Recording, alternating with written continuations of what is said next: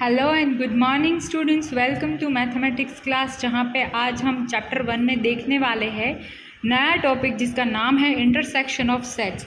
Operations on sets में हमने union set already देख लिया है। आज हम करेंगे intersection of sets. Intersection of set का क्या होता है? सबसे पहले technical definition. The intersection of set A and B is the set of all elements which are common to both A and B. इसका मतलब अगर मैं आपको बहुत ही सिंपली मैनर में समझाऊं तो दो चीज़ों का इंटरसेक्शन मतलब दोनों कहीं ना कहीं एक दूसरे से टच हो रहे हैं। मान लीजिए ये सेट ए है और ये सेट बी है।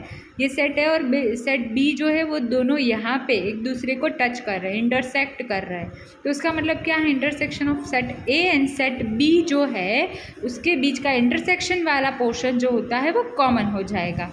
और उसको किस सिंबल से डिनोट करेंगे? कुछ ऐसे इस सिंबल से, या तो फिर यहाँ पे ऑलरेडी दिया है इस सिंबल से डिनोट करेंगे इंटरसेक्शन को, राइट। तो यहाँ पे इसका जनरल फॉर्मिंग में हम लोग करेंगे A intersection of B is equals to X variable है, X belongs to set A and X belongs to set B.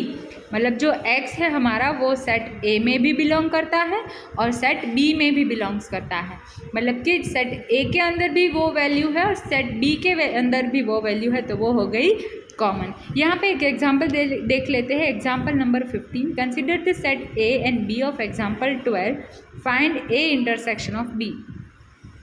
अब यहाँ पे बोला है we have see that 6 and 8 are the only elements which are common to both A and B.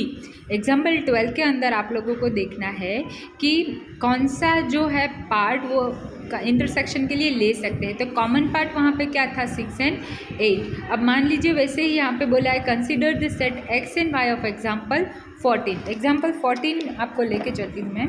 Example यहाँ पे सबसे पहले तो यहाँ पे क्या बोला था? Example number 12। तो ये रहा आपका 12 के सेट ए की अगर हम बात करें तो यहाँ पे क्या है? 2, 4, 6 and 8। बी की अगर बात करते 6, 8, 10 and 12, वहाँ पे हमें यूनियन फाइंड करना था। यूनियन के लिए हमें पता है कि जो चीज़ कॉमन होती है वो सिर्फ एक ही बार लिखनी है और बाकी सारे डिजिट्स तो लिखेंगे ही लिखेंगे। इंटरसेक्शन में क्या है?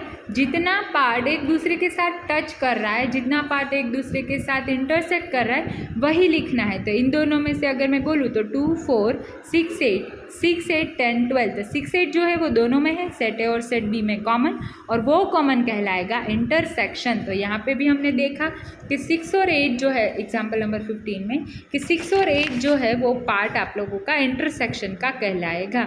वैसे ही आपको यहाँ पे 16 एग्जाम्पल में बोला है consider the set X and Y of example 14, find X intersection of Y.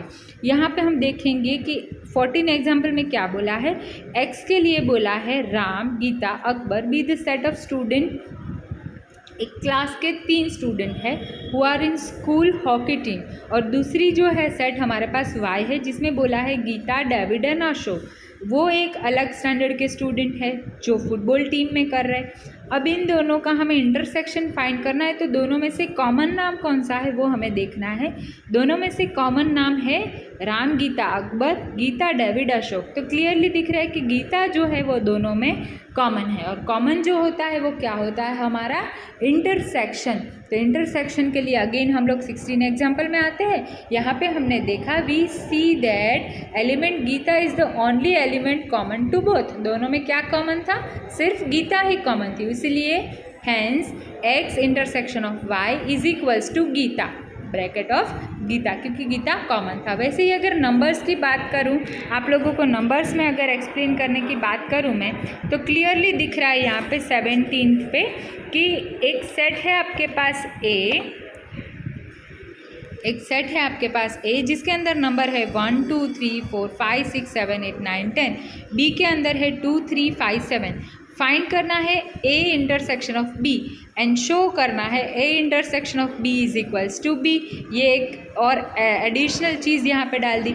A intersection of B करो, कौन कौन सी चीज़ें कॉमन है? यहाँ तो 1 to 10 है, यहाँ पे देखो 2, 3, 5 and 7। तो इंटरसेक्शन क्या रहेगा? कॉमन है उतना ही सेक्शन 2, 3, 5, 7 इंटरसेक्शन वाला, और जो इंटरसेक्शन है वही बी है, राइट। तो ये भी हमने एक ही साथ में प्रूफ कर दिया।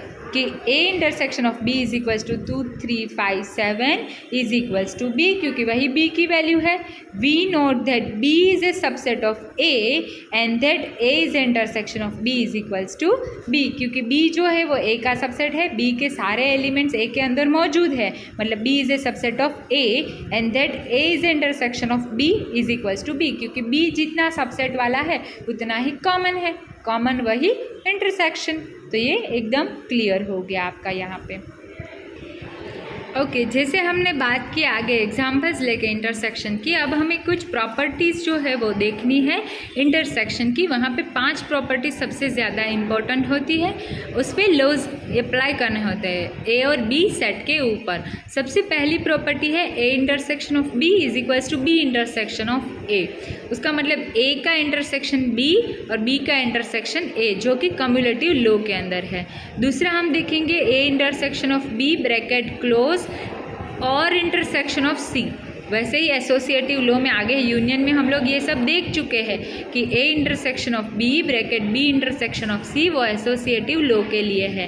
फिर नल सेट के साथ अगर इंटरसेक्शन ए का करवाए तो हमें पता है कि वहाँ पे हमें नल सेट ही मिलेगा, और अगर यूनिवर्सल सेट के साथ या इंटरसेक्शन करवाए ए सेट का तो हमें ए मिलेगा, क्योंकि वो law of null set and universal set होगा.